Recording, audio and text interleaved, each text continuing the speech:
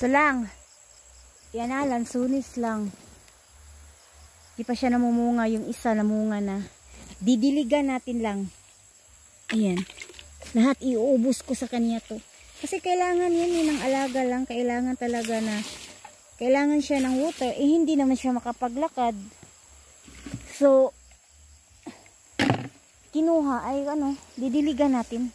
Para yung tubo talaga ng puso ng kasi kung may buhay pa yan, may puso yan. Kasi wala yang buhay, wala yang, nakaguluhan na ako lang. Didiligan natin para tumaba naman siya, no? At magkaroon siya ng healthy na lansones. Ayan. Kasi para makainom din ng water. So, ayun lang, today lang.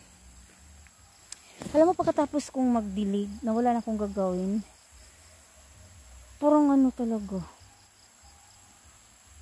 Parang walang akong silbi.